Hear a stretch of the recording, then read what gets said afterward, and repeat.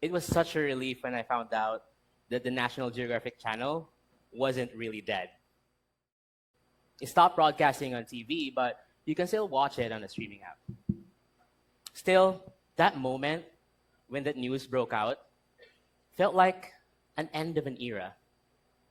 And many people were nostalgic. Why did we love that channel when we were growing up? Madumduman nyo? Do you remember? Now I know who's over 30 years old in this crowd. Exotic, exciting, love scenes between wild animals, narrated by this deep, magical voice, opening a whole new world that we don't see or hear every day. And as we grow up as adults, in the advent of climate change, we now understand that what we're seeing in those documentaries should not be exotic to us at all. It is part of who we are. It is our natural world. The wild, our home. That channel inspired an entire generation of filmmakers, biologists, ecologists, scientists, and artists, environmental advocates. Some of them are here in this room today. I also wanted to be one of them. Mayong hapon, gali. Ako si Dev.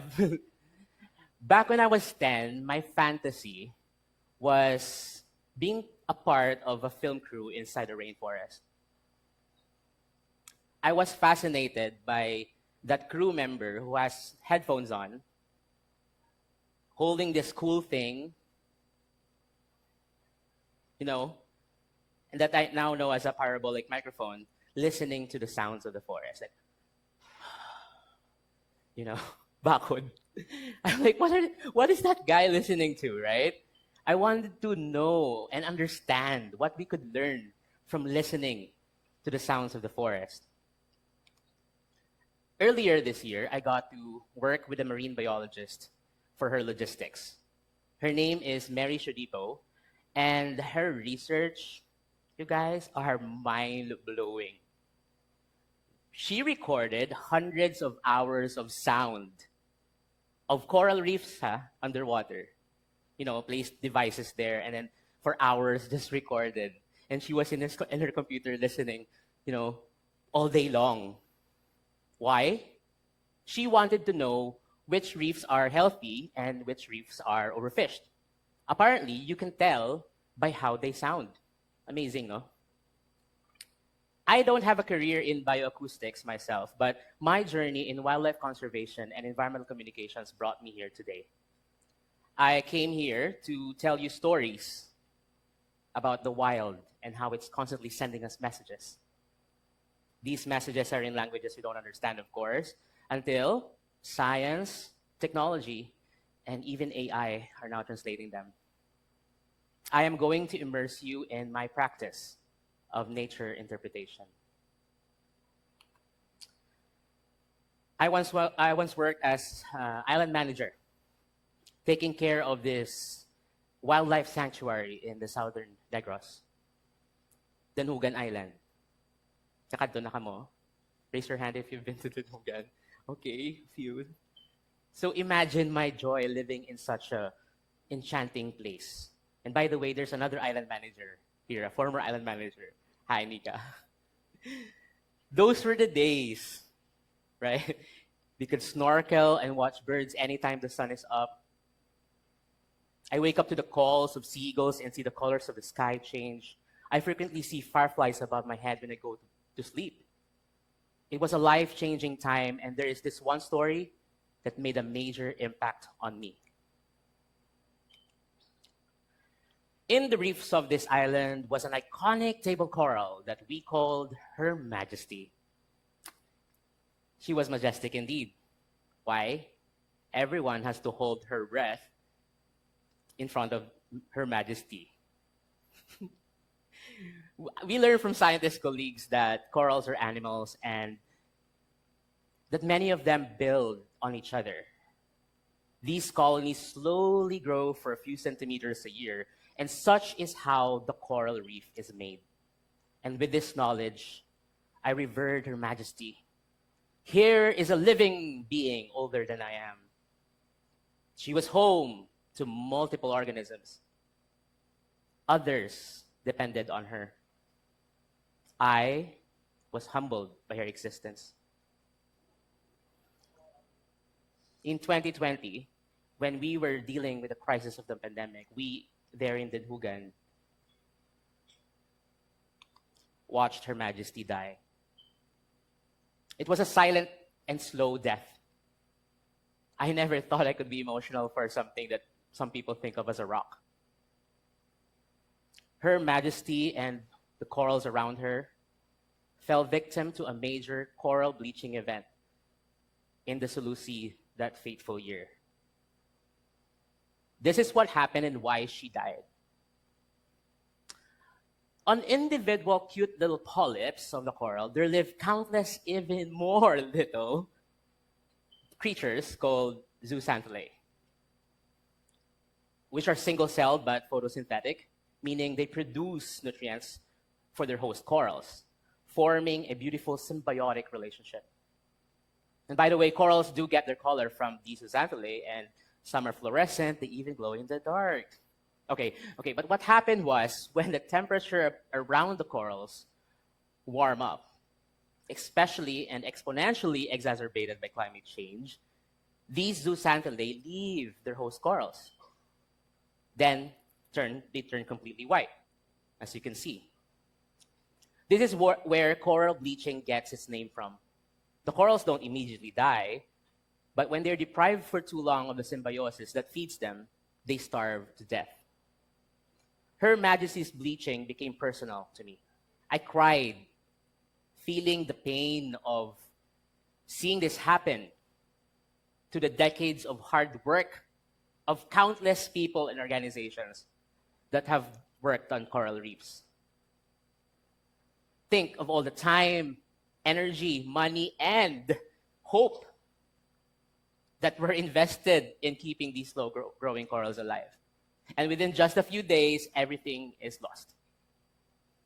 Table corals grow relatively faster than other corals, but they're usually the first to go because they're the most vulnerable to bleaching and breaking off during typhoons. And true enough, the final blow causing Her Majesty's algae-covered grave to break into pieces was Super Typhoon Odette, another climate change-induced event.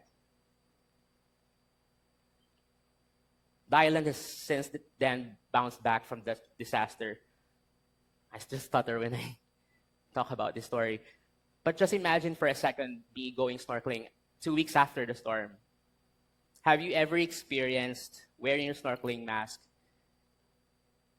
crying while submerged in the water, tears in your eyes inside your mask? Hindi ko ginimalimtan ng experience. I had that moment. It was as if the corals were put in a washing machine. And this represents 25 to 35 years of efforts. The wild is communicating with us. The bleaching was a message. The same is for other natural phenomena. Super typhoons, marine mammals, stranding on the beach, the high tide that keeps getting higher, algal blooms, forest fires, zoonotic diseases like COVID-19 pandemic. These are all harbingers of ecological crisis. And it is to our best interest to tune in and translate into actions what they're telling us now. That viral video of a sea turtle with a plastic straw on her nose, do you remember? That obviously was a message for us to stop plastic from ending up in the ocean. When I say communicating with nature, I don't mean literary or philosophical only. Science is a language we can use to decipher messages from the wild. You know, professionals here in sustainable development know that conservation is interdisciplinary. There is an intertwining of natural and social science, communication and culture, ecology and economics. This means that artists, policymakers, law enforcers, fish vendors, and you can all participate in this translation process of nature's messages. A Filipino scientist I highly respect is Dr. Rene Abisames. His key research was on movements of fish larvae across the currents, across the islands, demonstrating the connectivity of marine protected areas. His studies would be a classic basis for local governments to collaborate and co-manage fisheries across jurisdictional boundaries. I'm bringing his name up because he was one of the people I turned to so I could make sense of that sad story of Her Majesty. It was from Dr. Rene Abisames I learned about coal miners of the past who brings birds to the coal mine. Oh, birds on the coal mine. Why? Because these canaries would die if the oxygen level inside the mine was too low. They are called a sentinel species. They're more sensitive to the colorless and odorless carbon monoxide. So they die to provide early warnings when the air in the coal mines were unsafe. Morbid. But thus the idiom was born, the canary in the coal mine. And Her Majesty was the canary. In our own local culture, we also have traditions accessing foresight. We call them the babaylan, the work of the babaylan. Their practices go all the way back from a time before our archipelago was called a foreign name. The babaylan was a spiritual leader of the community. Wasn't it their practice to interface with nature and interpret phenomena, sometimes whispering incantations, acting as a medium? They were keenly aware what the monsoon winds would change. Our fishing ancestors took note of habagat and recognizing the shifts in the environment, movements of animals and sea currents. What if we tap into this heritage of nature mediumship? I know you imagine gumagana na. Okay. But really, what's so alien about that? It is so common in many indigenous cultures in the world to convey what the wild is communicating through these mediums. But now we ground it with science and technology and innovating, but not dismissing its spiritual meaning. In the modern world, you have your apps on your phones that provide visual data on wind speeds and tides. Imagine if we invoke the essence of our ancestral ceremonies while we read and interpret the qualitative and technical reports of those apps. I call this, get ready, data-driven divination. This calling finally led me to move to Sikihor and begin another chapter of my journey in nature interpretation. The healers of this mystical island hold wisdom in the natural and the supernatural. Through the smoke of their rituals, I can see them facilitating a process of insight. Through their herbs and potions, I can see them brewing with the collective memory of our species. Among them, I seek my teachers who have cultivated wisdom and deep ecology to be able to interpret what the wild is telling us, particularly about the future. Now, sometimes it is scary to think about what the tomorrow holds.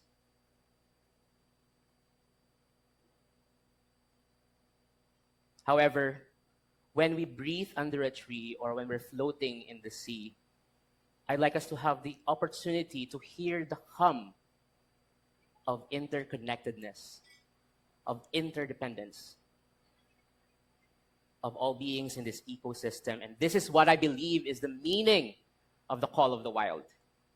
It is that joyful enlightenment that our being is dependent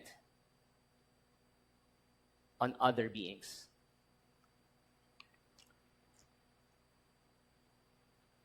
It makes me feel whole and hopeful. In my mind, I conjure again that image of a child with headphones on, holding up a parabolic microphone. That child is a medium of the future. That was me. And that is you. In my profession, I have come to appreciate colleagues from a diversity of disciplines working together as messengers of the wild, parallel to the traditional lineages of the Babaylan. They are scientists monitoring bioindicators. For them, recording sounds and images are not just an aesthetic or acoustic experience. They gather information by sensing nature through water turbidity, temperature, quality of the soil. And they analyze this and the interconnectivity of matter, especially in fungal networks of changing weather patterns. They're advocates like my friends Ana Posa and Val Vestil. They engage citizens with communications and creativity. The words they weave start movements, shifts in policy, shifts in culture, and actions filled with hope. They are artists like Gab Mejia and capturing snapshots of our favorite places in the wild, or Krishna Ariola, who will speak after me, with her visual storytelling when she draws the world with color, sometimes with especially the red and the black. They can be you and me when we are deeply attuned with nature. We are at a time when predictions of the future amidst climate change cause us anxiety, but they also propel us into the concrete actions that we need to make. We are seeing fragile ecosystems collapse, but we're also seeing them survive and thrive. My story about Her Majesty and the many stories from the wilderness speak about death, but they also speak about rebirth. It is a time to form alternative narratives, and this is why I talked about nature mediumship today. We need to watch and listen so that we could find what it means for a future to be possible. So, come on, everyone. Open your arms like this. Huwag mo na masyadong OA. Chill. Okay. Explain ko why we have to do that. Breathe in. Breathe out. Breathe in. Breathe out. Another one. Breathe in. And smile when you breathe out. We do it like that so that we can feel the energy of the other beings around us. And we have to be to truly immerse so that we are able to interpret. So the next time you grab your phone, check if you're able to receive calls from the wild. And I hope you hear them. Thank you.